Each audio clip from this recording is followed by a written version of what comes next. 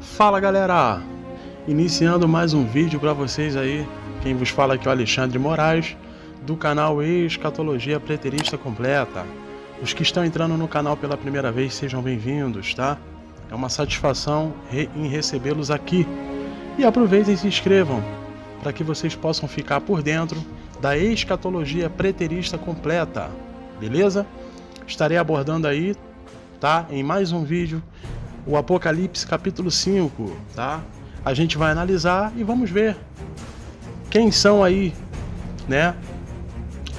As ovelhas perdidas da casa de Israel, para quem que Jesus Cristo morreu, tá? A respeito aí dos selos que foram abertos, né?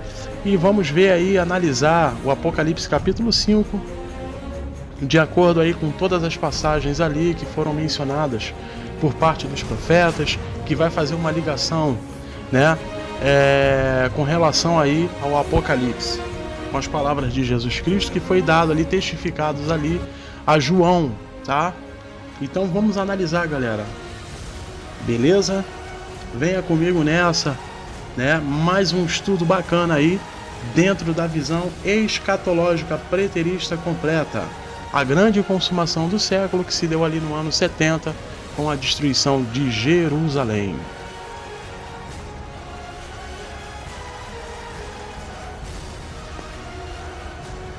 Vamos lá, rapaziada. Vamos começar aqui mais um estudo falando sobre o Apocalipse capítulo 5, onde vai dizer o seguinte, tá? Uma revelação que foi dada a João, e João vai testificar isso no capítulo 5 do livro de Apocalipse. E ele vai dizer o seguinte: então observei na mão direita daquele que está assentado no trono um livro em forma de rolo, escrito de ambos os lados e selado com 7 selos, tá? O que acontece, galera? João aqui simplesmente ele escreve uma coisa que já tinha sido falado, tá? Já tinha sido dado ali ao profeta Ezequiel e a Daniel, tá? Esse rolo, esse livro, eles são justamente os 7 selos que foram abertos, conforme vai descrever ali no Apocalipse, né? Capítulo 6. Deixa eu pegar aqui. Apocalipse capítulo 6, ele vai falar ali dos 7 selos que foram abertos, onde ele vai mencionar o primeiro selo, né, que se vai dar ali ao cavalo branco, o segundo selo ao cavalo vermelho, tá? Deixa eu pegar aqui e descrever aqui, ó.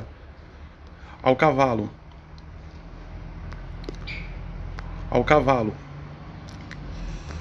branco, aqui ó, cavalo branco. Segundo selo ao cavalo vermelho. Terceiro selo ao cavalo preto. Quarto selo ao cavalo amarelo, tá? E os outros demais selos que não vão ser mencionados, os cavalos, tá? Inclusive eu fiz até um vídeo falando sobre os 4 cavaleiros do Apocalipse, onde especificamente vai trazer ali, né, todas as tribulações que estavam para cair, né, ao povo de Israel. Isso quando se cumpriu ali, né, o fim dos tempos, o grande juízo, tá, sobre eles. Então, especificamente, galera, já para adiantar aí, todos esses selos que são abertos é para poder mostrar ali especificamente para eles todas as obras que foram realizadas, tá, com eles, seja elas as obras ruins, né, do qual aquelas eles cometeram ali iniquidades, transgressão às instruções de Deus, e seja elas as obras boas do qual eles conseguiram cumprir e serem fiéis, tá, e não se voltarem contra o Eterno. Beleza? Então a gente já viu isso aí, né? Eu já fiz um vídeo falando a respeito dos 4 cavaleiros do Apocalipse, onde traria ali, né, morte, fome, perseguições e tudo mais, né, sobre Israel, tá? Naquele grande dia que se deu ali no ano 70 com a destruição do templo, né, por parte ali do imperador Vespasiano, junto com seu filho General Tito, beleza? Vamos voltar lá para o 1. Aí ele vai dizer, né, em forma de rolo, escrito de ambos os lados, selados com 7 selos, beleza. E isso aqui foi também dado a Ezequiel, antes de se cumprir ali por João, tá? No Apocalipse. Só que lá em Ezequiel, ainda não tinha se cumprido, por quê? Porque ainda precisava vir as profecias, né? Vir tudo aquilo que foi dado ali ao primeiro pacto, que seria somente sombra, seria somente um apontamento para aquilo que viria de melhor. Beleza, galera? Então, vai ser mencionado em Ezequiel. Deixa eu pegar aqui. Opa! Vamos voltar aqui. Ezequiel capítulo 2.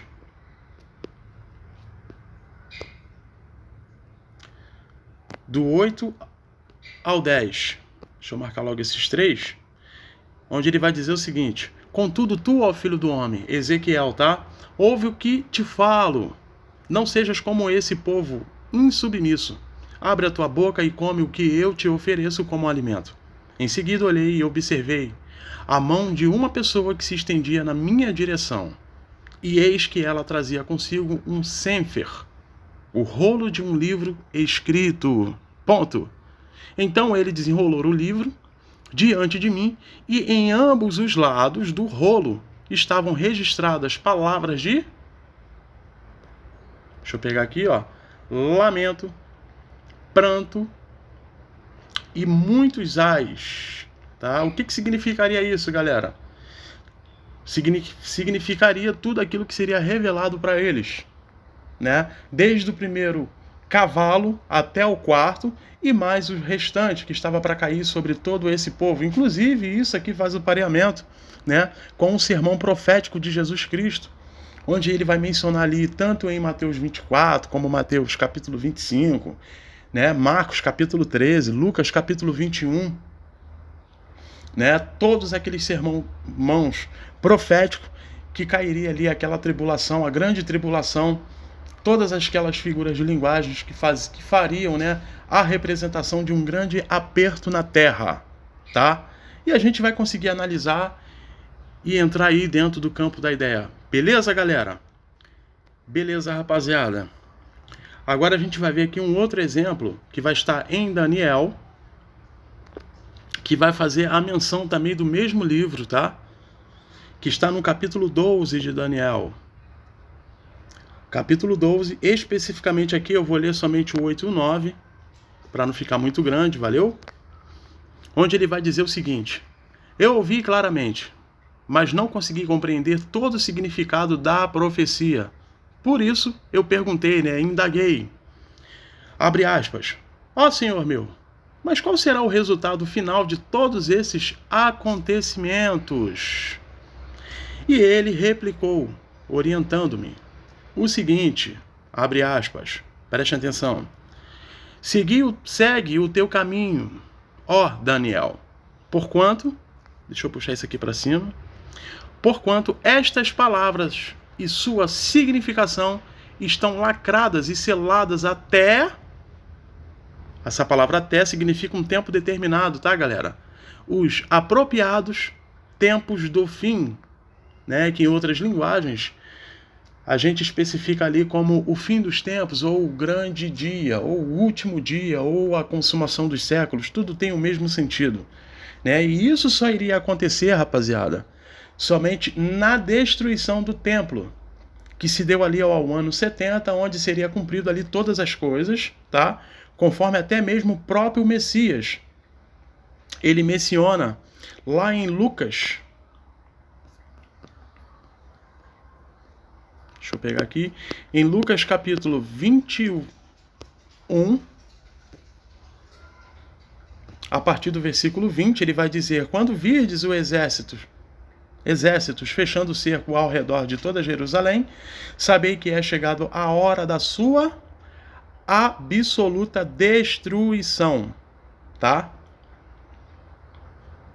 Aí depois ele vai mencionar: então os que tiverem na Judéia refugiem-se, nos montes, mas os que tiverem na cidade saiam imediatamente, os que tiverem nos campos não venham para ela. Isso por quê? Porque Jesus Cristo certamente não queria que os seus eleitos, todos aqueles que ouviriam a palavra dele, fossem mortos a fio da espada pelo próprio Império Romano. Tá? Então todos eles tinham que sair dali de Jerusalém, porque estava para cair ali um grande aperto na terra sobre eles, que é a grande tribulação, onde propriamente ali o Império Romano viria para poder sitiá-los, né? Conforme o Flávio Josefo vai mencionar, que mais de 1.100.000 de judeus morreram a fio da espada, conforme ele vai falar aqui, ó. No 24, eles sucumbirão ao fio da espada. E muitos serão levados como prisioneiros para todas as nações. Jerusalém será pisoteada pelos gentios, que são os pagãos, aqueles que não faziam parte ali, né, como ovelhas do Eterno, tá bom, galera? Até que passe o tempo de poderem agir assim. Tranquilo? Aí no versículo 22, ele vai mencionar onde vai dar o checkmate. Deixa eu pegar aqui.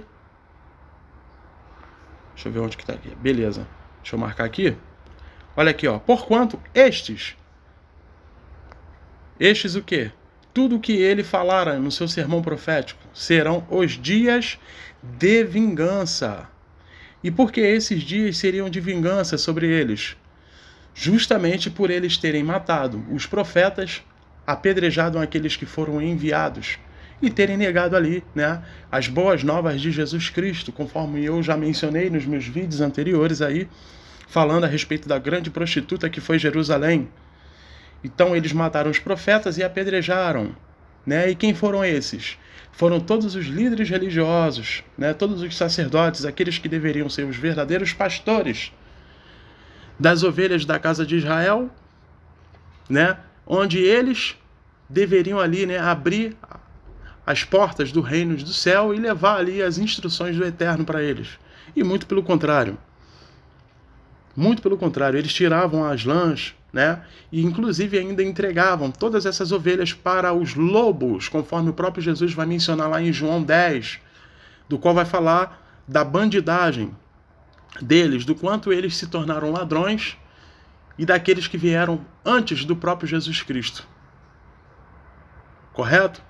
Aí depois ele vai mencionar aqui, ó, a fim de que aconteça o quê? De que se cumpra tudo o que está escrito. Escrito aonde? Na Taná e na Torá.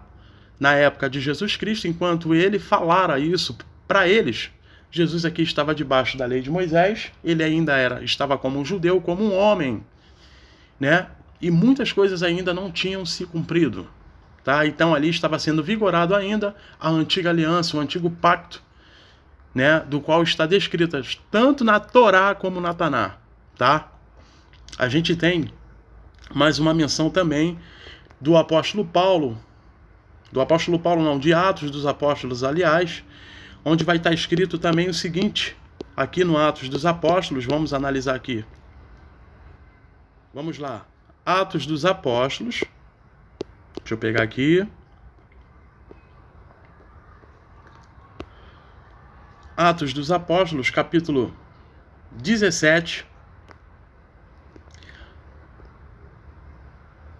Olha só, hein? Prestem atenção. Então, logo ao cair da noite, os irmãos enviaram Paulo e Silas para Bereia. Chegando ali, dirigiram-se à sinagoga local. Os bereanos eram mais nobres do que os tessalonicenses, porquanto receberam a mensagem com vívido interesse e dedicaram-se ao estudo diário das Escrituras, tá? Com qual objetivo, rapaziada, que eles fizeram isso? Com o propósito de avaliar, ou seja, de verificar tudo, né? Correspondidos à verdade. Em outras linguagens, está escrito lá para verem se que Paulo, né, ensinava ali o que ele proferia ali realmente era verdade, para ver se as palavras do Paulo realmente estavam ali sendo testificadas, né, com o que estava escrito nas Escrituras, tanto a Taná como a Torá, galera. Tá? Para vocês verem a importância que tinha isso lá naquela época. Beleza? Vamos lá, vamos continuar. Vamos voltar lá para o Apocalipse, capítulo 5, tá? Vamos lá. Versículo 2. Mas ele reteve parte do dinheiro da venda. Peraí. Caramba, é Apocalipse, cara. 5, versículo 2. Vamos lá. Aí João ele vai escrever o seguinte também. Ele vai testificar o seguinte: vi também um anjo forte que proclamava em grande voz: quem é digno de abrir o livro e de romper os selos? 3. No entanto, não havia ninguém, nem no céu, nem na terra, nem debaixo da terra, que pudesse abrir o livro ou ao menos olhar para ele. 4. E eu chorava muito, porque não se encontrou ninguém que fosse digno de abrir o livro e de olhar para ele. 5. Então um dos anciões consolou-me, afirmando o seguinte, abre aspas, não chores, pois o leão da tribo de Judá, a raiz de Davi, galera, é o que está escrito aqui, venceu para abrir o livro e romper os 7 selos. Por que é falado para João ali? Por que é revelado para João? Que nenhum deles pudessem abrir esse livro, exceto somente Jesus Cristo, que foi ali a raiz de Davi, a tipologia perfeita de Davi, né? Conforme o próprio profeta Isaías vai mencionar em Isaías capítulo 11, onde vai estar escrito o seguinte, galera.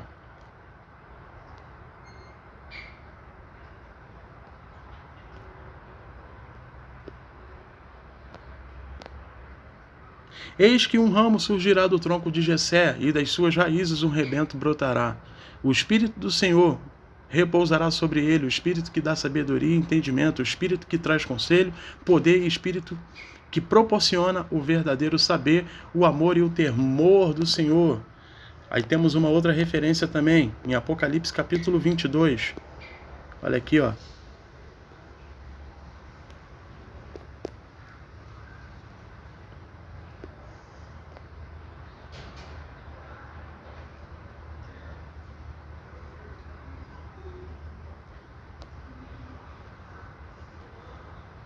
Olha aí, ó.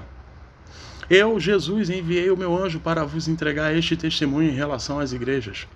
Ou seja, as 7 igrejas da Ásia, tá, galera? Eu sou a raiz e o prometido descendente de Davi, a brilhante estrela da manhã. Ou seja, o verdadeiro Lúcifer, a luz para o mundo. Tá? Embora muitos colocam que esse Lúcifer, né, que essa estrela da manhã, a brilhante estrela, é um espírito que caiu do céu, que brigou com Deus. Bizarro, né? E aqui é mencionado, conforme Apocalipse 22, que essa verdadeira brilhante estrela da manhã, o verdadeiro Lúcifer, seria ali Jesus Cristo. Ou seja, o portador da luz para o mundo. Tá? Então vamos lá, voltar para o Apocalipse capítulo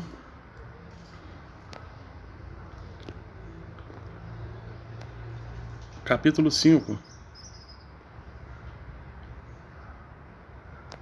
Então o que acontece, galera? Então um dos anciões consolou-me, afirmando, não chores, pois o leão da tribo de Judá, a raiz de Davi, venceu para abrir o livro e rompeu os 7 selos. Então por que isso, galera? Porque todos os israelitas, todos aqueles, não jamais conseguiriam ali ter praticado, né, ter cumprido todas as instruções do Eterno. Então certamente nenhum deles conseguiriam ser perfeito, exceto Jesus Cristo, que foi o único que não cometeu iniquidade perante o Eterno. Mesmo ele estando aqui como carne e sangue, dentro de uma figura humana. Tá? Jesus Cristo foi o único. Então ele, por conta disso, né, galera, ele seria o único que teria capacidade ali, né, para poder abrir os 7 selos, para poder abrir esse livro e explanar e revelar tudo aquilo que estaria para acontecer, né, dentro aí de uma grande tribulação que estava para cair sobre Israel. Beleza, rapaziada? E a gente vê isso, né, em próprio 1 Pedro, capítulo 2. 1 Pedro, capítulo 2, versículo 23 e 24, ele vai mencionar o seguinte, olha só.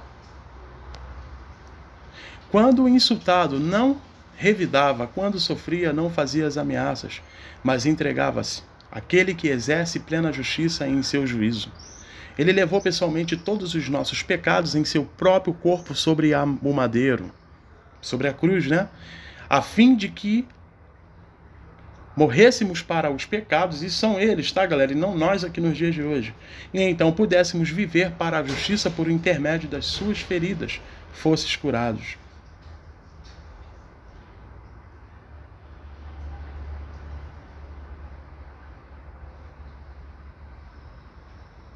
Correto, galera?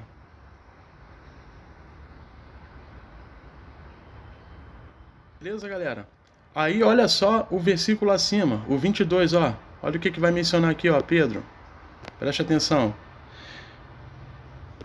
Quando o insultado não revidava, quando sofria, não fazia ameaças. Muito pelo contrário, né? Lá na cruz mesmo ele falou o seguinte: Pai, perdoe-os, pois eles não sabem o que estão fazendo. Olha só, hein? Mas entregava-se àquele que exerce plena justiça sem juízo. Olha só mais adiante o que ele vai dizer, ó.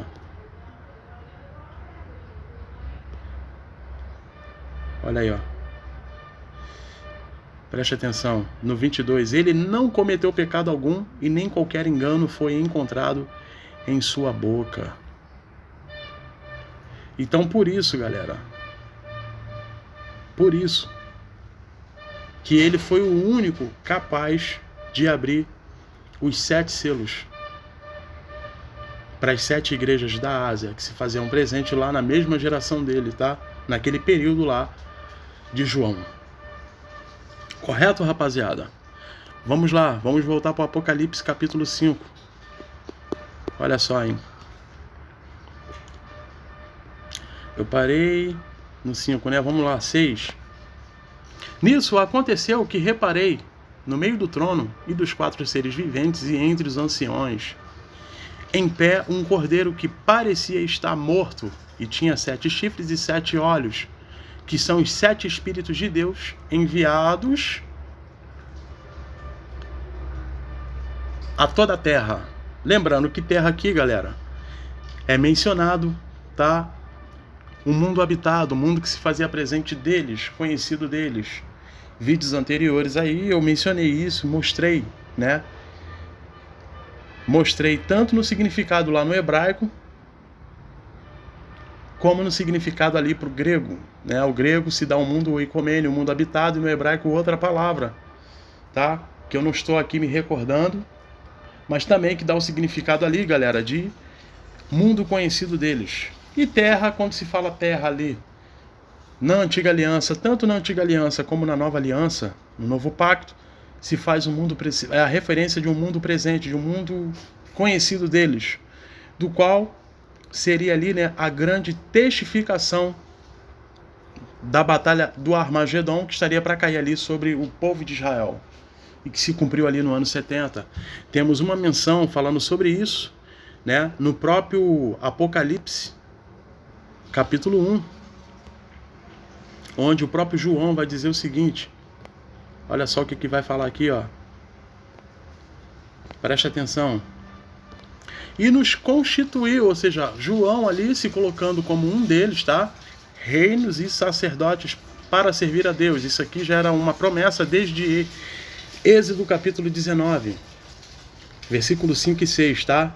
Que foi uma das promessas ali no primeiro pacto, do qual, se eles cumprissem, se eles obedecessem ali, né, a primeira aliança, eles seriam constituídos reis e sacerdotes, tá? Olha aqui, ó. Seu Pai, a ele, portanto, sejam glória e domínio pelos séculos dos séculos. Amém. Aí depois ele vai dizer que eis que ele quem? Jesus Cristo, vem com as nuvens. De que forma? Trazendo juízo e justiça sobre Jerusalém, que é a parúzia da presença do próprio Eterno. Jesus Cristo vindo na figura de Deus, trazendo juízo e justiça para a destruição de Jerusalém terrena, que se tornou prostituta, e ali se cumprindo o grande fim dos tempos. E depois ele vai mencionar o seguinte, que todo olho o verá, né? Dentro da escatologia futurista, muitos líderes religiosos pegam somente esse pedacinho aqui de forma isolada e colocam que é o mundo cosmos que iria ver essa manifestação que se deu ali no ano 70 em Jerusalém, que é um absurdo, né? Por quê? Porque não faria sentido com o contexto, onde ele vai mencionar, vírgula, até, que é um tempo determinado, né? Até mesmo aqueles que ultrapassaram. Quem foi que ultrapassou Jesus Cristo na cruz, que ultrapassaram Jesus? Quem foram esses? Foram os soldados oficiais, né, do Império Romano, que enfiaram a lança em Jesus Cristo, conforme vai mencionar lá no Evangelho de João. Tá? Então esses estariam lá para poder vê-los, né? Ali na época de Jesus Cristo, quando ele morrera, aproximadamente no ano 30, meados de ano 30, até o ano 40. Aqueles soldados seriam jovens, claro, e provavelmente já estariam ali com seus 50 e poucos anos, para poder presenciar essa grande manifestação que se deu no ano 70. Então, por isso que é mencionado aqui a João, que eles viriam essa manifestação de Jesus Cristo vindo sobre as nuvens do céu, destruindo Jerusalém. E depois ele vai mencionar também que todas as tribos da terra é a menção, o mundo conhecido deles, estariam lá também para se lamentar, tá? Inclusive, isso aqui é uma das profecias que se cumpriram. Beleza? Porque isso aqui já foi mencionado pelo profeta. Certamente assim será. Amém. E isso aconteceu ali no ano 70. E quem foram essas tribos da terra? Foram exatamente as 12 tribos de Israel que já se faziam presentes e já estavam na diáspora, conforme vai mencionar Tiago, em capítulo 1, versículo 1, onde ele vai dizer o seguinte: Tiago, servo de Deus e do Senhor Jesus Cristo, as 12 tribos dispersas, ou seja, na diáspora, entre as nações, saudações. Meus amados irmãos, considerai o motivo de júbilo o fato de passardes por diversas provações, ou seja, tribulações, perseguições, tudo que estava para cair sobre todos eles ali, e do qual eles deveriam perseverar até o fim, para que recebessem aí a sua coroa e entrassem ali na Nova Jerusalém, conforme foi prometido para eles, para que eles pudessem serem reis e sacerdotes na Nova Jerusalém.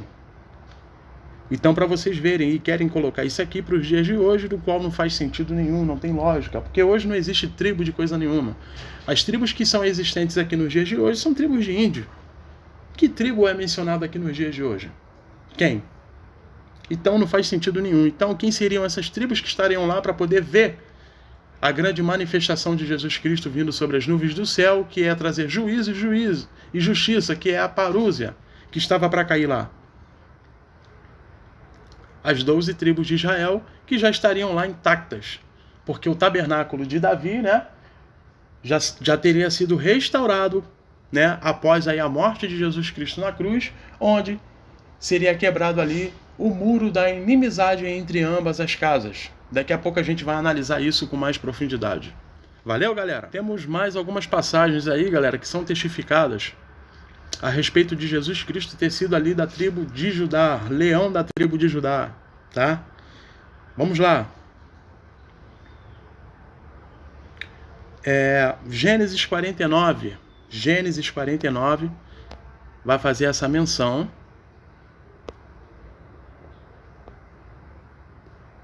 Versículo 9 e 10. Preste atenção, galera. Olha aí, ó. Judá é como um leão, jovem quando ataca e mata sua presa. Como um grande leão, se assenta e deita-se como uma forte leoa. Quem tem coragem de perturbá-lo? Portanto, o cetro não se apartará de Judá, nem o bastão de comando de sua posteridade, até que venha Siló, aquele a quem o cetro pertence, e a ele obedeçam todos os povos da terra. Então, a gente percebe nitidamente aqui que em Gênesis capítulo 49, do 9 ao 10, já é um apontamento, uma menção a Jesus Cristo, tá? Que seria ali, né, o grande leão da tribo de Judá, tá? E temos mais uma outra menção que vai falar lá em Hebreus. Vamos lá. Cadê?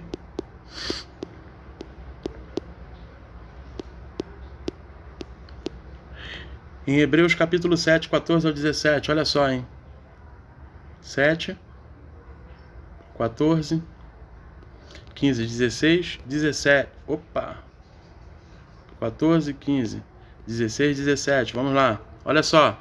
Porquanto é bem sabido que o nosso Senhor descende de Judá, tribo da qual Moisés nada fala, quanto ao sacerdócio. Este fato torna-se ainda mais claro com o surgimento de outro sacerdote à semelhança de quem? De Melquisedeque, não constituído segundo o decreto de um mandamento humano relativo à linhagem. Galera, temos muitos aí dentro do judaísmo ortodoxo, tá? Que defendem, não, mas espera aí, Jesus Cristo não pode, não tem como Jesus Cristo ser da descendência de Judá ali, e bababá, e trazem diversas teorias e tal. E realmente, galera, se a gente levar para dentro de uma literalidade, realmente não faria sentido Jesus Cristo, como um homem ali, vir da descendência de Judá. Tá? Não faria sentido. Mas eles têm que levar em consideração, galera, que essa descendência aqui, conforme vai falar o autor, aos hebreus, não seria constituído segundo o decreto de um mandamento humano relativo à linhagem. Tá? Conforme o próprio autor aos hebreus vai mencionar aqui. Vírgula, mas de acordo com o poder de uma vida inextinguível. Porque sobre ele está escrito o seguinte. Aí o próprio autor aos hebreus vai mencionar uma das palavras que foram ditas por Davi em Salmos 110. O qual ele vai mencionar. Deixa eu pegar só esse último pedaço, galera. Olha aí, ó. Porque sobre ele está escrito o seguinte, abre aspas, tu és o sacerdote para sempre, forever, ou seja, que nunca termina, conforme a ordem de Melquisedeque. Isso está onde? Em Salmos 110, tá? Vamos lá. Isso está em Salmos 110.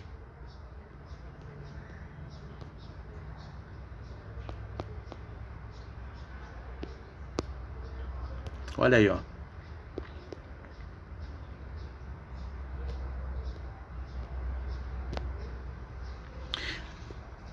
Teu povo se apresentará generoso no dia da convocação, nos montes santos mais numerosos do que gotas de orvalho no seio da aurora.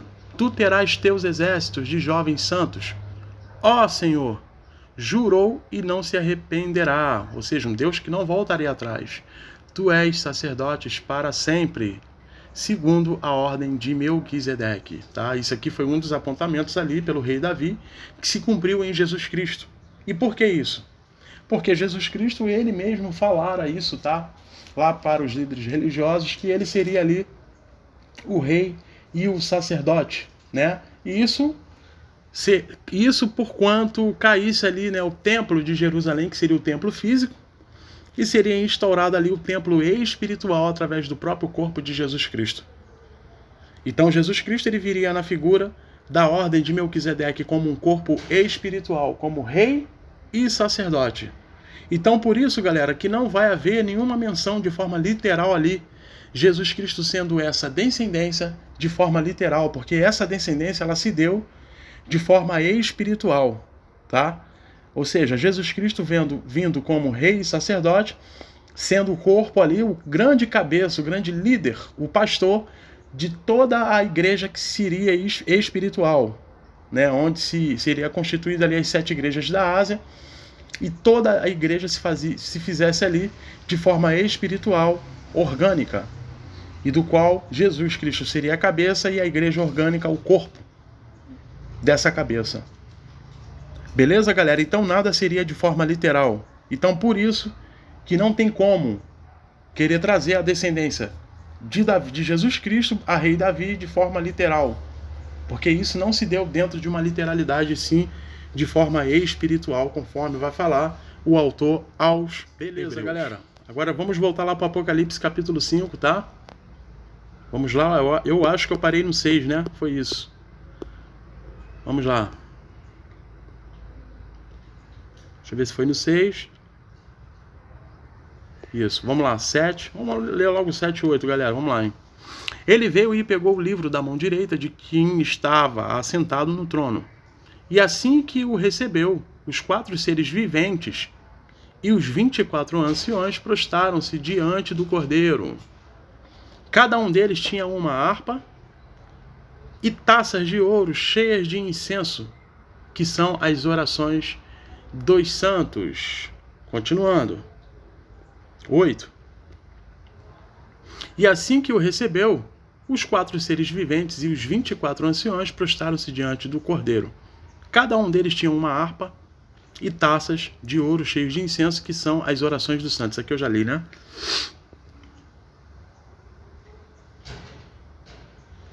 Vamos lá, 9. Já tinha lido ele. 9. E eles cantavam um cântico novo.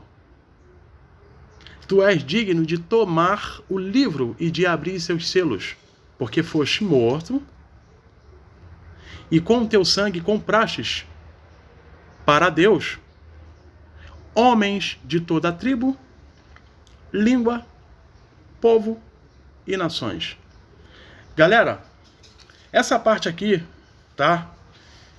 Dentro da escatologia futurista, eles querem trazer isso aqui como se Brasil, Argentina, Japão, todas essas nações aqui do mundo cosmo estivesse fazendo parte disso aqui que foi relatado, tá? E não é verdade isso, né? Eu vou provar para vocês aqui dentro do campo da ideia, dentro da lógica, tá? Que toda tribo, língua, povo e nação é uma referência de todas aquelas tribos que estavam perdidas em outras nações, e do qual muitos deles ali, né, foram enxertados na oliveira, onde eles se tornaram prosélitos, tá? E tudo isso deveria se cumprir ainda naquela mesma geração de Jesus Cristo, conforme eu vou mencionar. Vamos só marcar aqui, galera. Vamos marcar o versículo 9, vamos parar por aqui por enquanto, no Apocalipse 5, 9, tá? Pra gente poder entender isso aqui. Olha só, tu és digno de tomar o livro e de abrir os seus selos, porque foste morto, e com o teu sangue comprastes para Deus homens de toda a tribo, língua, povo e nação, tá? Antes de eu fazer a menção e provar para vocês aqui dentro do campo da ideia, galera, eu quero ler mais uma passagem que vai também fazer um pareamento, vai ter uma ligação que está lá em Apocalipse, capítulo 14, tá? Apocalipse 14. Vamos lá.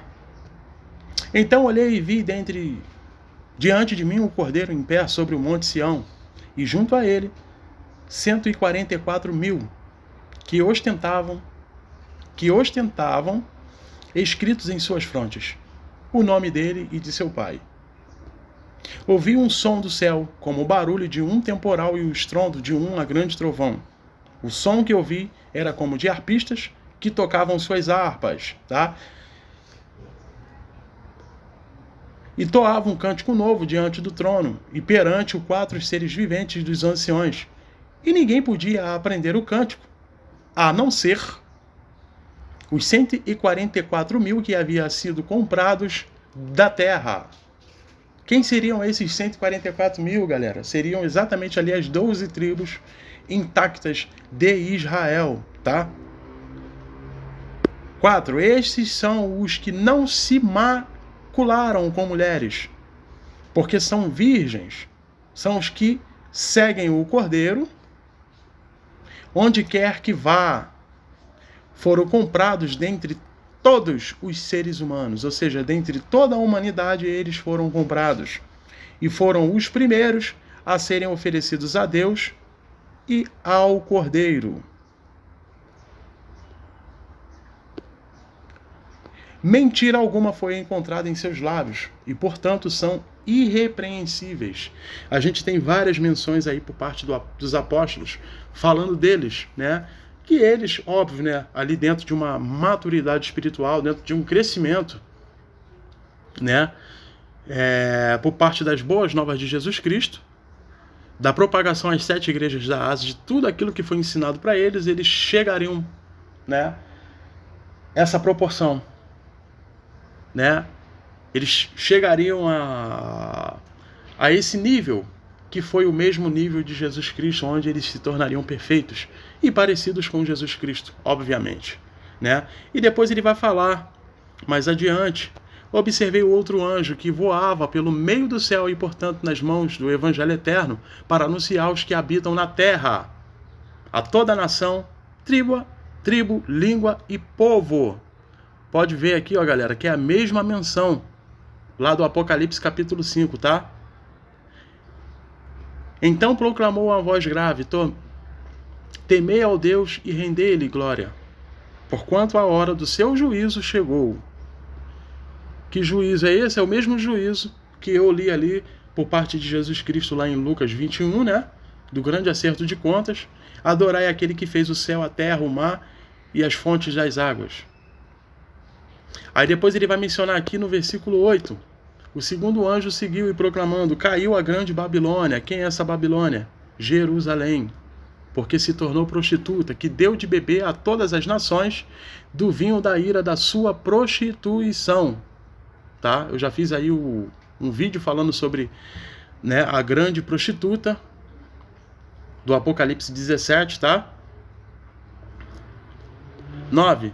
Seguiu-os ainda um terceiro anjo, alertando a todos em alta voz, se alguém adorar a besta e a sua imagem e receber a sua marca na testa ou na mão, olha aí, ó, da mesma maneira beberá o vinho da justiça severa de Deus, que foi derramado sem misturas atenuantes no cálice da sua ira, e será atormentado com enxofre incandescente diante dos santos anjos do Cordeiro. Beleza, galera? Então, Apocalipse capítulo 14, tá? Vai fazer a mesma menção. Tem uma parte aqui também, ó, Apocalipse, versículo 14, olhei e eis que diante de mim estava uma nuvem branca, e assentando sobre a nuvem, alguém semelhante ao Filho do Homem.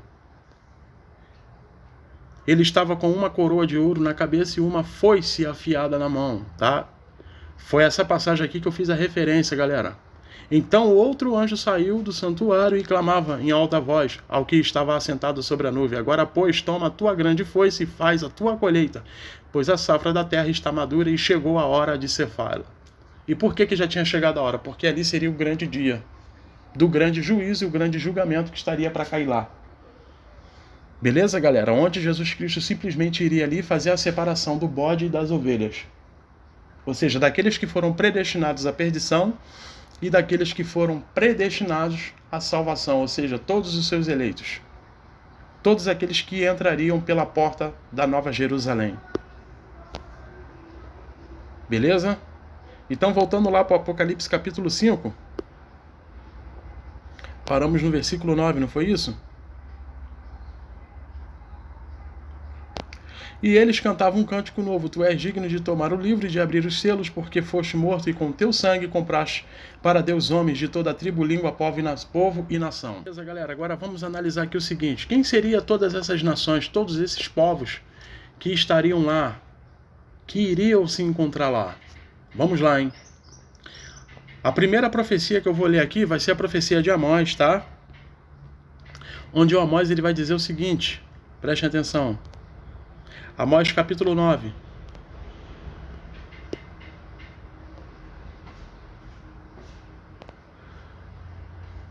Cadê? Não é aqui não, peraí. Aqui, ó. Olha aí, ó. Eis, portanto, que naquele dia levantarei a tenda caída de Davi, galera. Consertarei os que tiver danificado e restaurarei as suas ruínas. Eu mesmo a erguerei para que seja tão exorbitante quanto foi nos dias dos antigos, tá? E por que isso, rapaziada? Por que isso iria acontecer? Por que isso iria acontecer, rapaziada? Olha aqui, ó. Temos um gráfico aqui, galera. E esse gráfico vai dizer aqui a respeito, tá? Opa, deixa eu abrir aqui de novo. Deixa eu aumentar um pouquinho aqui para a galera ver. Esse gráfico aqui, temos aqui um gráfico dos reis de Judá e reis de Israel, tá? Judá que foi a representação ali das duas tribos, né? Que se tornaram, que continuaram, tá? Após ali o cativeiro babilônico dos 70 anos, que eles ficaram presos lá, e eles conseguiram manter ali, né, a sua composição, tá, galera? Somente Levi e Judá, né? Muitos colocam aí que Benjamim estaria ali também na época de Jesus Cristo, mas não poderia estar, por quê? Porque Benjamim estava quebrado. Ah, mas por que, Alexandre, que Benjamim se quebrou? Por que Benjamim foi quebrado? Porque justamente ali na guerra de Gibeá, conforme vai mencionar, não sei se está em 1 Reis ou 2 Reis, mas vai contar lá, tá? Que as mulheres, elas foram aniquiladas da tribo de Benjamim. Então, Benjamim, para poder continuar com a sua descendência, o que aconteceu? Benjamim teve que se relacionar com as mulheres de outras nações. Então, até a época de Jesus Cristo, não teríamos ali uma tribo de Benjamim intacta, tá? Enquanto Jesus Cristo ainda não tivesse morrido na cruz. Então, por isso que Benjamim não estaria ali, e somente de forma intacta, de forma, né, inteira ali, seria somente Levi e Judá. Beleza, galera? E Levi teve um objetivo muito grande, né? Que era para poder manter ali o templo de Jerusalém, tá? Então temos aí, né, essa separação, essa divisão que se deu ali por causa da iniquidade de Salomão. Então essas divisões, tá?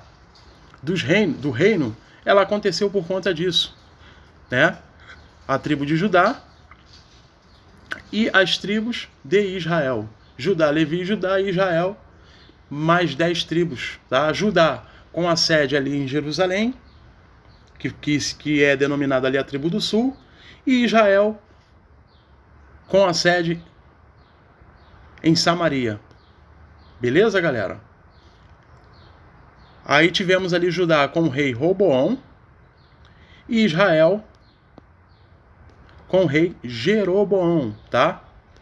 Todos esses aqui, galera, de Jeroboão, que sucederam ele cometeram iniquidade perante o Eterno, e por conta disso, tá? Deus ele colocou ali o rei da Assíria para poder fazer a deportação e todas as tribos de Israel e Efraim se perderem em outras nações, tá? Por isso, galera, por isso que vem ali a profecia de Amós, né? Onde as 12 tribos elas se quebraram e elas precisariam ser resgatadas para poder erguer ali a tenda caída de Davi, tá? Eu tô dando aqui um pequeno resumo, tá, galera? Para não ficar muito grande. Aí eu vou mostrar para vocês aqui um outro gráfico que vai mencionar isso aí e vai especificar, ó, tribo do norte de Jeroboão, que é aqui na parte azul, tá? E temos a tribo do sul por parte de Roboão, que é o reino do sul, Judá. Sul, Judá, e reino do norte, Israel, Efraim, os efraimitas. Então todos esses, galera, estavam fora do curral de Jesus Cristo, conforme ele vai mencionar lá em João 10, né, que ele estava ali naquele curral, mas ele precisaria resgatar aqueles que estavam fora. São exatamente esses, descendentes de Jacó, os desterrados, tá? Que estavam fora, que precisavam ser resgatados. Então, quando se dá ali, galera, povos, nações e línguas, um enxerto da oliveira ali, é uma referência justamente a esses que estavam perdidos e eles se juntaram com todos aqueles lá de outras nações. Então, quando Abraão vai mencionar, né,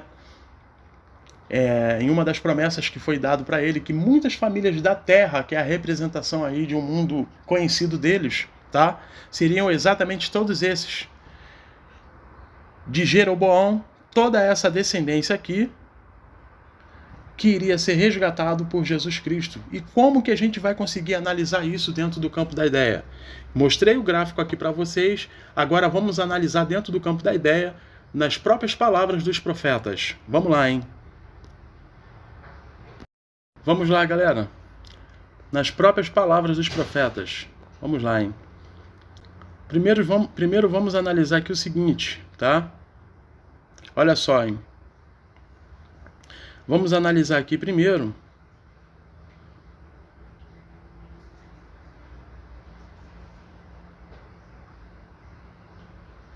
Ezequiel capítulo 34, galera. Presta atenção. Eu, o Senhor Deus, digo que eu mesmo procurarei e buscarei as minhas ovelhas. Como um pastor busca as suas ovelhas que estão espalhadas. E por que elas estavam espalhadas? Justamente por causa dessas tribos do norte que se perderam em outras nações, galera. Assim eu buscarei as minhas ovelhas e trarei-as de volta de todos os lugares por onde elas foram espalhadas naquele dia de escuridão e desgraça. Ou seja, quando o rei da Síria fez justamente toda essa deportação por causa das iniquidades por parte de Jeroboão e todos aqueles que sucederam ele. Tá? 13. Eu as tirarei de países. Olha aqui, galera, ó. De países estrangeiros e as juntarei. E as trarei de volta aonde? A sua própria terra. Que terra é essa aqui, galera? É Brasil? Vamos analisar o contexto, ó. Eu as levarei para as montanhas de Israel. Olha aí, ó. É o que está escrito aqui. E ali as alimentarei perto dos ribeirões e em todos os lugares onde o povo vive. Deixarei que elas pastem em bons pastos, nas subidas das montanhas, nos vales, de todos os pastos verdes da onde, galera? Olha aqui, ó. De Israel. Eu mesmo serei o pastor de quem? De todo o mundo cosmos? Não, do meu rebanho. Quem é o rebanho? As ovelhas de Israel. Encontrarei um lugar onde as ovelhas possam descansar. Sou eu, o Senhor Deus, quem está falando. Vamos lá, olha só o 16, ó. Procurarei as ovelhas perdidas, trarei de volta as que se desviaram. Farei curativo nas machucadas e tratarei das doentes. Mas destruirei as que estão gordas e fortes, porque eu sou o pastor que faz o que é certo. Mas eu vou socorrer as minhas ovelhas e não deixarei mais que sejam maltratadas. Julgarei cada uma delas e separarei as boas das más. Que se dá o que é isso aqui, galera? A separação ali entre os bodes e as ovelhas. Uma das parábolas de Jesus Cristo. Olha só, eu darei às minhas ovelhas um rei, que será como meu servo Davi, tá? Mais um apontamento a Jesus Cristo, para ser o seu único pastor, que foi Jesus Cristo, galera. E muitos querem colocar aqui nos dias de hoje que existe pastor de alguma ovelha, ou suposta ovelha aqui nos dias de hoje. No pleno século XXI para o povo brasileiro, que é absurdo. Vamos lá. Ele será o seu pastor e cuidará delas. Eu, o Senhor, serei o Deus delas. E um rei como o meu servo Davi fará o que, galera? Será o seu governador. Sou eu, o Senhor, quem está falando. Farei uma aliança, olha aqui, ó, com elas para garantir que tenham segurança. Acabarei com todos os animais ferozes que há na terra de onde? De Israel. E assim as minhas ovelhas poderão viver em segurança nos campos e dormir no mato. Olha aí, ó. Eu abençoarei as ovelhas e deixarei que vivam em volta do meu monte santo, com a fome que há na terra de Israel. As outras nações não zombarão mais deles. Todas ficarão sabendo que eu protejo quem, galera? Brasil? Japão, Argentina, Estados Unidos? Ou Israel, e Israel é o meu povo, ou seja, o povo do Eterno? Sou eu, o Senhor Deus, quem está falando. Vocês, minhas ovelhas, ovelhas que eu alimento, vocês são seres humanos.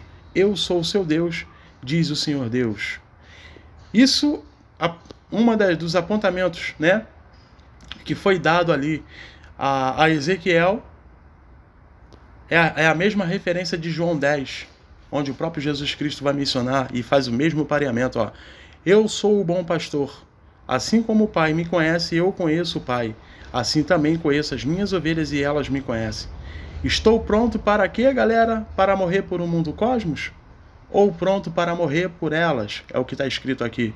16. Tenho outras ovelhas que não estão neste curral. Que é justamente o que, galera? Olha aí, ó. Isso aqui, ó. As 10 tribos do norte que precisavam ser resgatadas, galera. Junto com todos aqueles que se tornaram prosélitos. Ou seja, foram enxertados. Correto, galera? Vamos lá. Voltando lá. Olha só, hein?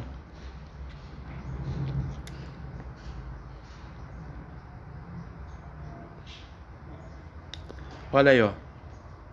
Eu preciso trazer essas também, e elas ouvirão a minha voz. Então elas se tornarão um só rebanho com um só pastor. Se cumprindo o quê? O que foi falado para o próprio Ezequiel, no Ezequiel capítulo 34, que foi Jesus Cristo.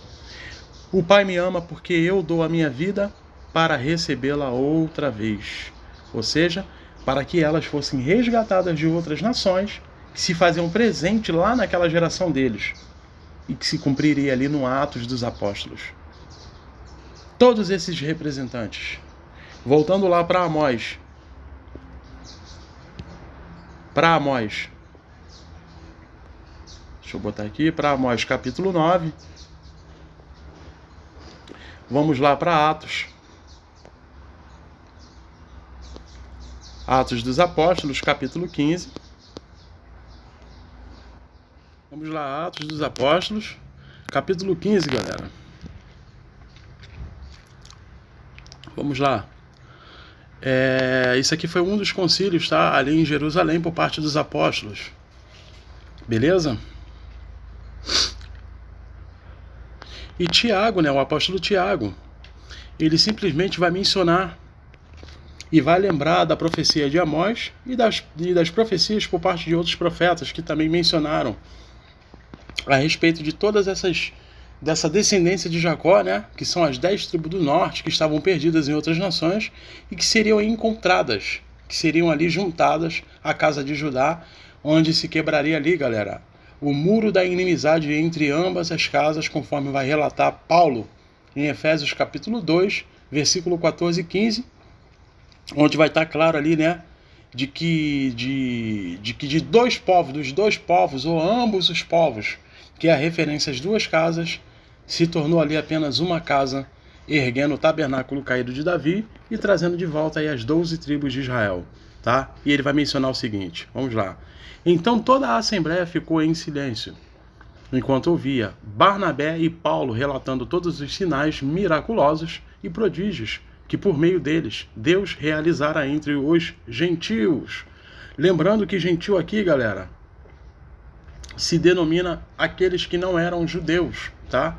Ou seja, aqueles que não estavam ali debaixo das mãos de Deus, debaixo da proteção de Deus ali, e de um povo que estava, digamos assim, intacto, né? Até a época de Jesus Cristo, antes dele morrer na cruz, tá?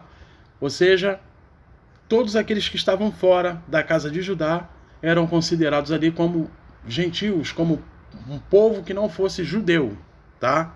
Essa é a menção que se dá aqui. Correto, galera? Aí ele vai continuar. Quando acabaram de compartilhar, Tiago pediu a palavra e arrasou-lhes, dizendo o seguinte: irmãos, ouve-me, escute-me. Simão narrou como primeiramente Deus foi ao encontro dos gentios para edificar dentre eles um povo consagrado ao seu nome. E com isso, então, de pleno acordo às palavras dos profetas, como está escrito, 2 pontos.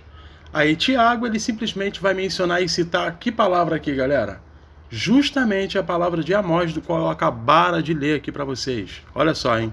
Depois disso voltarei e reconstruirei a tenda de Davi, que está caída, reedificarei as suas ruínas e tornarei a levantá-la. Para que o restante das pessoas busque ao Senhor, sim, todos os gentios, sobre os quais é invocado o meu nome. Que restante de pessoas são essas, galera? Justamente o que é mencionado ali em Apocalipse capítulo 5, que são povos, línguas e multidões, galera. Todos esses estariam ali reunidos no Atos dos Apóstolos. E que se cumprisse ali, né? Para que se cumprisse ali Amós capítulo 9, e que foi testificado pelo próprio Tiago, que ele presenciara isso lá. Por isso que ele menciona aqui a palavra de Amós. E ele vai continuar, diz o Senhor que fez essas realizações desde os tempos antigos, portanto julgo que não se deve constranger aqueles que dentre os gentios, faça o que, galera? Aconteça o que? Se tornam prosélitos, ou seja, se convertam a Deus. Todavia, escreve-lhes que se abstenham das contaminações dos ídolos, da imoralidade, da carne e de animais sufocados e de sangue. Porque, desde os tempos antigos, Moisés é pregado em todas as cidades, bem como é lido nas sinagogas em todos os dias de sábado. Beleza, galera? Então, Tiago aqui, ele já testificara, né? Falava aí a respeito da profecia de Amós que se cumpriu ali no Atos dos Apóstolos. E a gente tem mais uma outra menção, que está em Atos capítulo 2. Deixa eu ler aqui, a partir do 5. Ora, estavam morando em Jerusalém judeus, tementes a Deus, vindo de todas partes do mundo. Que mundo é esse? Seria o mundo ali conhecido deles. O mundo que se fazia presente lá naquela mesma geração deles, galera. Ao ouvirem aquele estrondo, juntou-se um grande número de pessoas e ficaram maravilhados, pois cada um ouvia falar na sua própria língua. Perplexos e admirados, comentavam uns com os outros. Porventura não são galileus todos esses que estão falando? Como então cada um de nós os ouvem falar em nossa própria língua materna? Agora preste atenção aqui, galera. Olha só, hein? Nós que somos partos, medos e elamitas, habitantes da Mesopotâmia, Judéia, Capadócia, do ponto da província da Ásia, Frígia, Panfilha, Egito e das partes da Líbia, próximas de Cirene, e romanos que estão morando aqui, tanto judeus como os convertidos ao judaísmo, ou seja, prosélitos, cretenses e árabes. Todos nós os ouvimos discursar sobre as grandes realizações de Deus em nossa própria língua. E todos estavam absolutamente assustados e confusos, perguntando uns aos outros: o que significa tudo isso? Entretanto, outros, para ridicularizá-los, exclamavam: esses estão cheios de vinho novo. Né? Eles pensavam que eles estavam realmente embriagados ali, de forma literal, galera. Porque, provavelmente, né, o comportamento deles mudaram por conta ali da manifestação do grande Espírito de Deus, que tinha se cumprido ali a profecia também de Joel, tá? Onde o Espírito do Eterno teria descido sobre toda a carne que se fazia presente ali.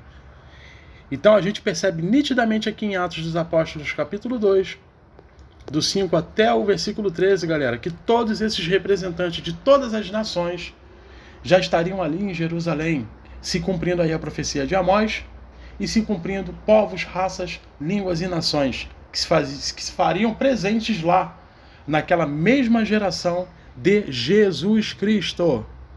Correto? Vamos lá, galera, ainda não acabei não, tá? Povos, línguas e nações, vamos voltar lá. Vamos lá. Isaías capítulo 11. Isaías capítulo 11. Ele vai mencionar o seguinte: do trono de Jessé, que eu li essa passagem, né, sairá um rebento, e das suas raízes um renovo. Repousará sobre ele o Espírito do Senhor, o Espírito de sabedoria e de entendimento, o Espírito de conselheiro, de fortaleza, o Espírito de conhecimento e de temor ao Senhor. Agora preste atenção, galera, aqui, ó. Naquele dia, olha aqui, ó. Naquele dia o Senhor tornará a estender a mão para resgatar o restante do seu povo. Que povo é esse, galera? Justamente os desterrados de Jacó, que estavam perdidos em outras nações. Que for deixado da Assíria, do Egito, de Patros, da Etiópia, Elão, Sinar, Amate, das terras do mar. Olha só, galera, agora aqui o 12, hein? Preste atenção. Levantará um estandarte para as nações, juntará os desterrados, galera, de Israel e os dispersos de Judá. Israel é a representação de quem? Efraim. Judá, Judá. A casa de Judá e casa de Israel, Efraim. As 10 tribos do norte e as 2 tribos do sul. Efraim e Judá. Judá com 2 tribos. Levi e Judá, Efraim com as demais. Olha só, continuando. Recolherá desde os 4 confins da terra. Uma representação de um mundo que se fazia presente lá deles, daquela geração, que se cumpriu ali no Atos dos Apóstolos. Agora preste atenção, galera.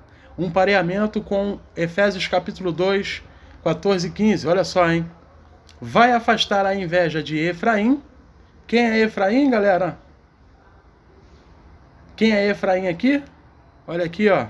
Mais uma vez aqui, ó. As tribos de Israel, do norte. Essa é Efraim. Voltando lá. Opa! Olha aí, ó.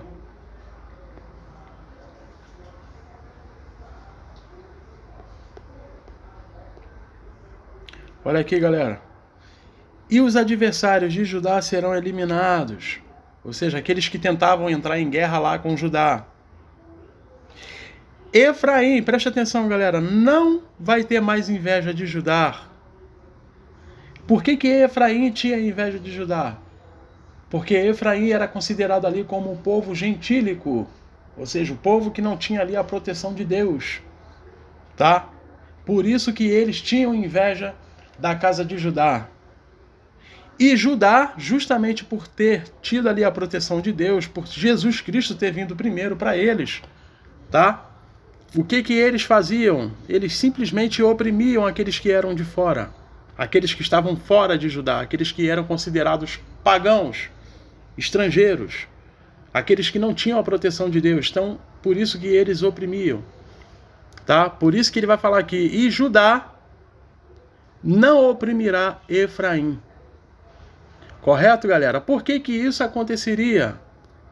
Vamos lá. Onde é que está isso? Olha aqui, ó. Efésios capítulo 2, versículo 14 e 15. Porque ele é a nossa paz. Ele quem? Jesus Cristo. O qual de ambos significa o quê? 2. Fez um, ou seja, dos 2 povos, apenas um.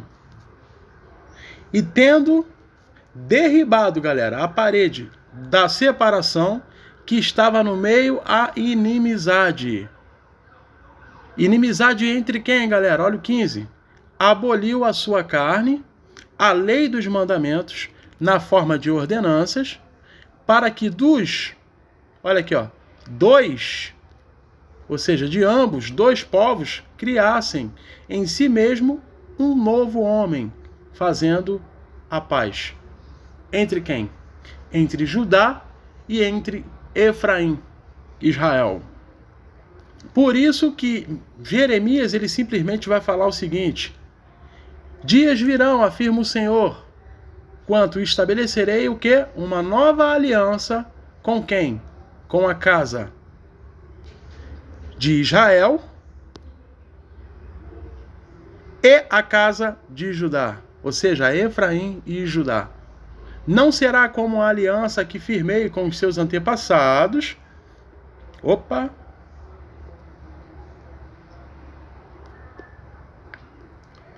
Com os antepassados. Olha aqui, ó.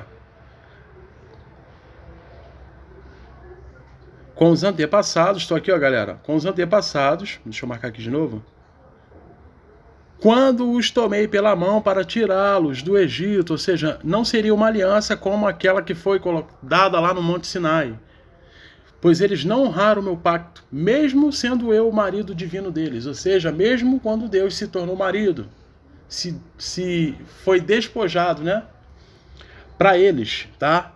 Deus se torna o marido deles e eles simplesmente quebram a primeira aliança, o primeiro pacto, e perdem toda essa autonomia do próprio Deus. Então Deus aqui ele faz a promessa de que a segunda aliança não seria da mesma maneira como foi aos antepassados, porque seria uma aliança perfeita. E essa aliança ela seria perfeita por quê? Porque quem pegar aí o contexto de Jeremias capítulo 31, Jeremias vai falar que eles não precisariam aprender mais nada com ninguém. Tá? Por quê? Porque o próprio Espírito que seria derramado na mente deles faria todo esse trabalho. Beleza, galera? Agora olha só outra menção que a gente vai ver aqui, ó.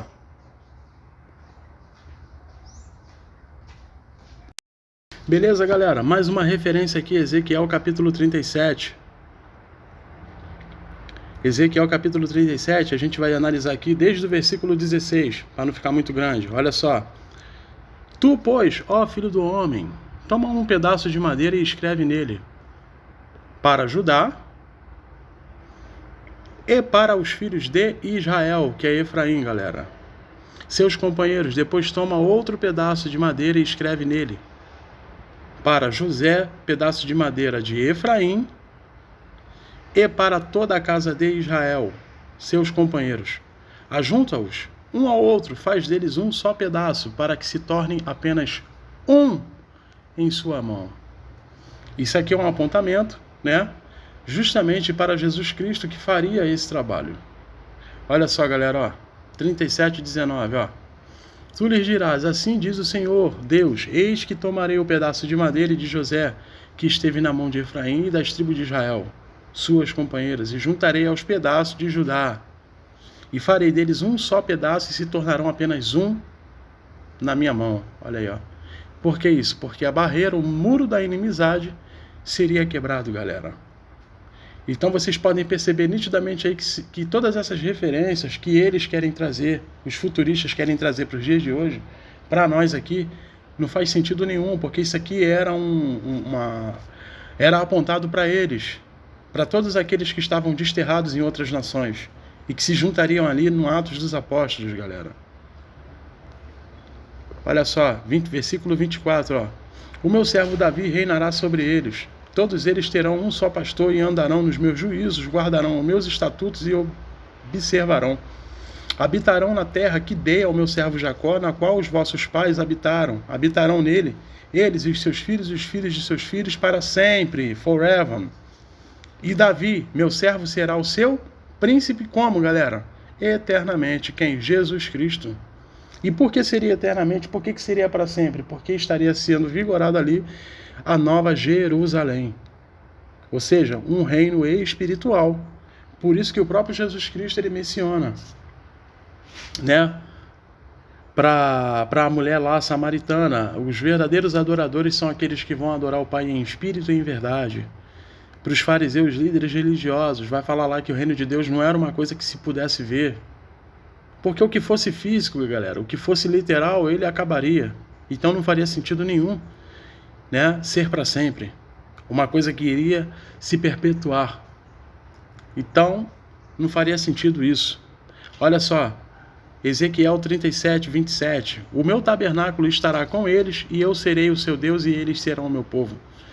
As nações, que nações são essas? Todos os que não faziam parte ali de Israel, saberão que eu sou o Senhor que santifico quem, galera? Israel, pô. Olha aí, ó. Oséias também vai fazer a menção, o profeta Oséias. Porém, da casa de Judá, foi onde primeiro Jesus Cristo veio, né, galera?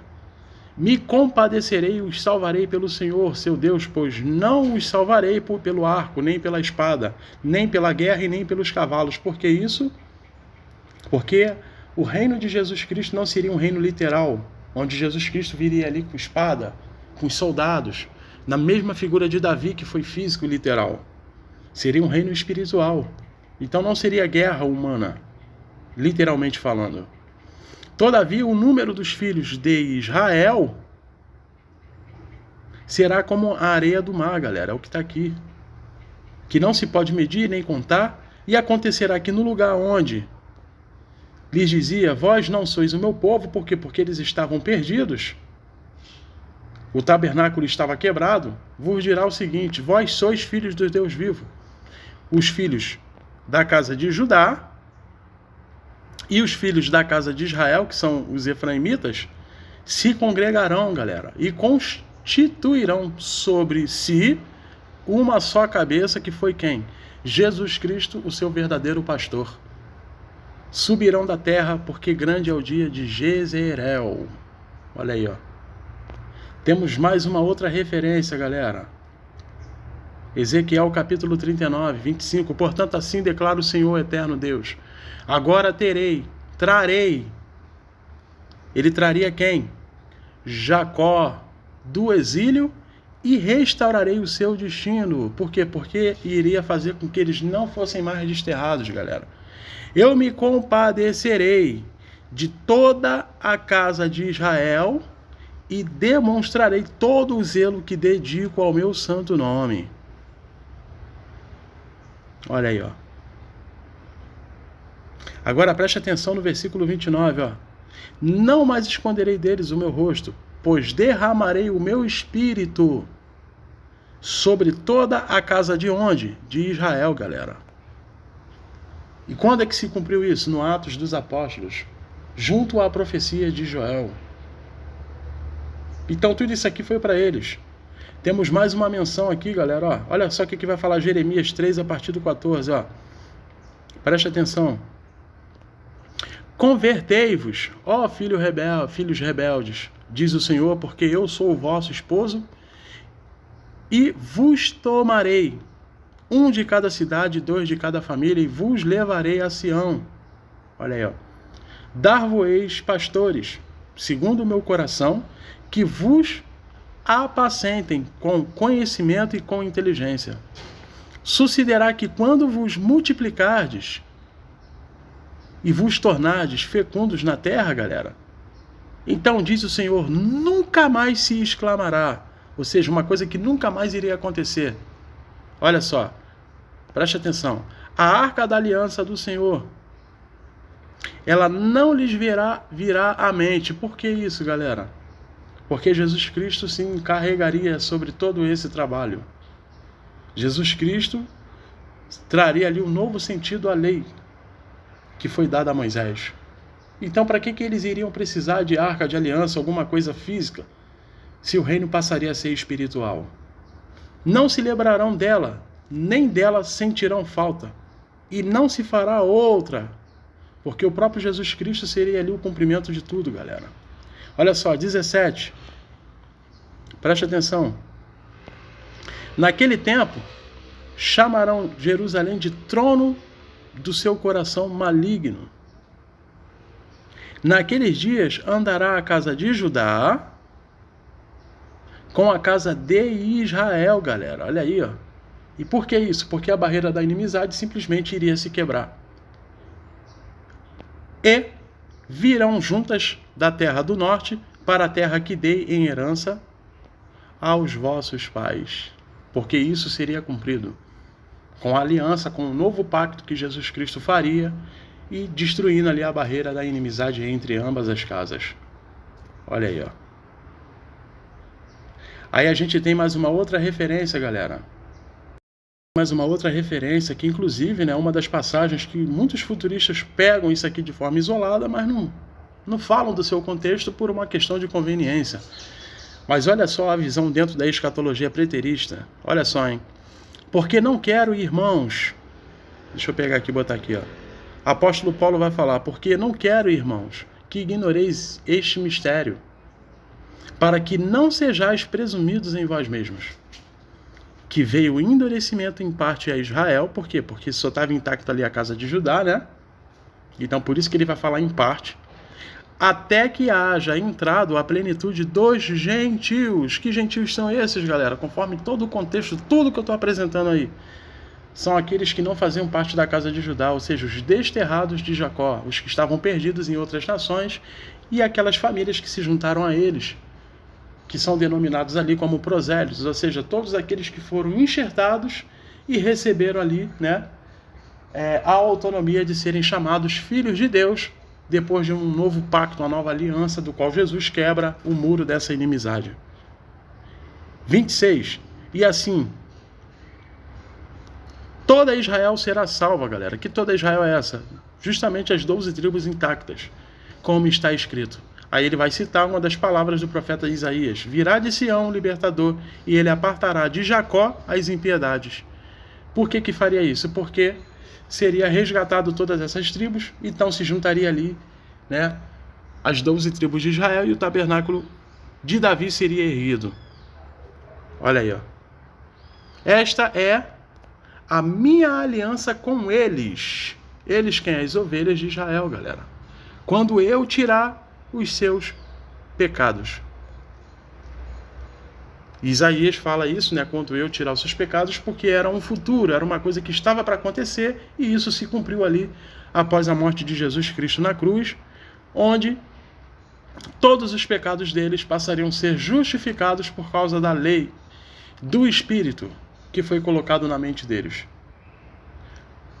E a passagem que o apóstolo Paulo, né, ele menciona do profeta Isaías é justamente essa, Isaías 59,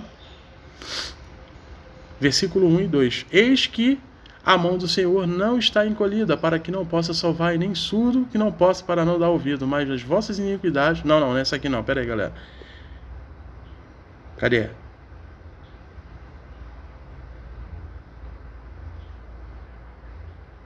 Eu esqueci de colocar aqui, mas é Isaías 59, mas não é essa passagem aqui não, tá? Agora preste atenção aqui, ó. Deixa eu ver aqui rapidinho, galera. Eu vou pausar aqui, que eu vou pegar a passagem aqui onde o apóstolo Paulo menciona. Peguei aqui, ó. É o versículo 19 e 20, ó. Desde o poente os seres humanos haverão de temer o nome do Senhor, e desde o nascente a sua glória, porquanto ele virá como uma inundação impelida pelo sopro soberano do Senhor. Eis que o Redentor virá de Sião aos que em Jacó se arrependerem dos seus pecados. Ou seja, todos aqueles, né, desterrados que estariam lá em outras nações, iriam certamente se arrepender e aceitar as palavras de Jesus Cristo após a morte dele na cruz ali, e certamente se juntariam com Judá, se erguendo ali de novo o tabernáculo caído de Davi. Olha aí, ó. Beleza. Deixa eu voltar lá. Aí depois em Isaías capítulo 49, ele vai dizer, sim, diz ele, pouco é os seres meu servo para restaurares as tribos de quem? De Jacó, e tornares a trazer os remanescentes de Israel.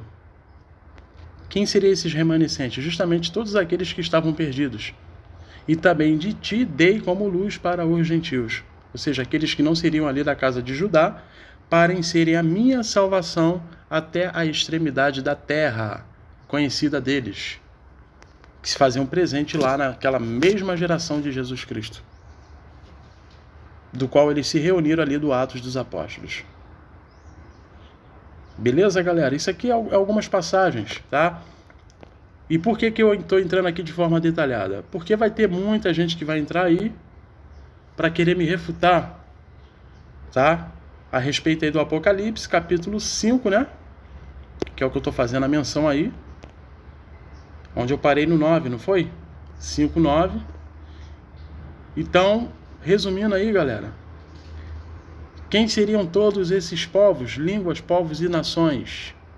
Seriam exatamente todos esses do qual eu mencionei por parte das palavras dos próprios profetas, que se faziam presente lá naquela mesma geração e que se reuniram ali no Atos dos Apóstolos para erguer o tabernáculo de Davi que estava quebrado. Beleza? Vamos lá, galera. Vamos continuar com o Apocalipse capítulo 5, 10. Tu os constituíste reino e sacerdotes para o nosso Deus, e assim reinarão sobre a terra. Esse reinado aqui se denomina o reinado milenar, tá, galera? O próprio Messias, o próprio Jesus Cristo, reinando ali na mente de todos eles, tá? Onde as 7 igrejas da Ásia estariam ali se fazendo presente. E com qual intuito isso? Para que se completasse aí, né, a plenitude dos gentios, tá? Vamos lá, 11. Então reparei e também ouvi a voz de grande multidão de anjos ao redor do trono e dos seres viventes dos anciões, cujo número era de milhares e milhares e milhões, fazendo a representação de quem? De todos esses, galera, que estariam lá. Inclusive a gente tem, né, lá em Apocalipse capítulo 17, paramos aqui no 11, né? Vamos lá. Apocalipse, capítulo 7, aliás. Deixa eu desmarcar aqui. Apocalipse, capítulo 7. Vai falar dos 144 mil de cada tribo, né? É a menção dos 144 mil de cada tribo. E depois ele vai mencionar no versículo 9. Em seguida olhei, e diante de mim descortinava-se uma grande multidão tão vasta que ninguém podia contar, galera. Formada por pessoas de todas, olha aí, a mesma menção, nações, tribos, povos e línguas. Estavam em pé diante do trono do Cordeiro, vestidos com túnicas brancas e empunhando folhas e palmeira. Justamente todos esses povos, todos os desterrados de Israel, que se cumpriria ali no Atos dos Apóstolos, com a morte de Jesus Cristo na cruz, sendo derramado o Espírito sobre todos eles. Por isso que se denomina aí todos esses povos, galera. E proclamava com grande voz: a salvação pertence ao nosso Deus, que se assenta no trono do Cordeiro. Todos os anjos se encontravam em pé ao redor do trono dos anciões, dos 4 seres viventes prostravam-se diante do trono com o rosto em terra e adoraram a Deus, exclamando: Amém, louvor, glória, sabedoria, ação de graças, seja o nosso Deus para todos sempre. Amém. Olha aqui, ó. Então um dos anciões me indagou: quem são e de onde vieram todos esses que estão vestidos com túnicas brancas? Preste atenção na resposta, galera, olha só. E eu lhe respondi o seguinte: ó, meu senhor, tu sabes. Então ele afirmou: estes são os que vieram da grande tribulação e lavaram as suas vestes e as suas alvejaram no sangue do Cordeiro. Ou seja, quem seriam esses? Todos esses que eram eleitos e que estavam lá e que se reuniram lá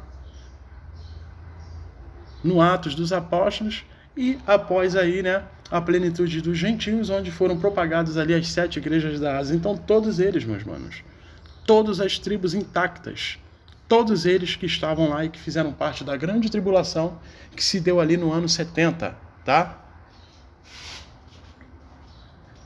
Olha aí, ó. Por esse motivo eles estão perante o trono de Deus e servem dia e noite em seu santuário.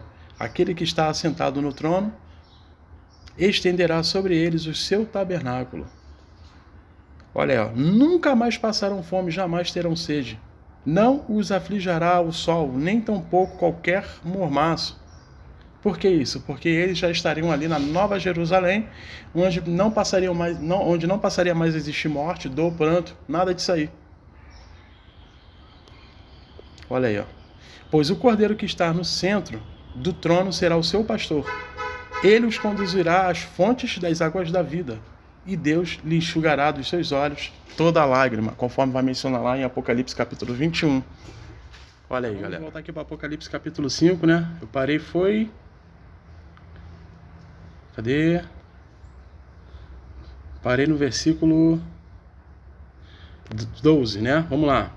Eles proclamavam em alta voz: digno é o Cordeiro que foi morto de receber a plenitude do poder, riqueza, sabedoria, força, honra, glória e louvor.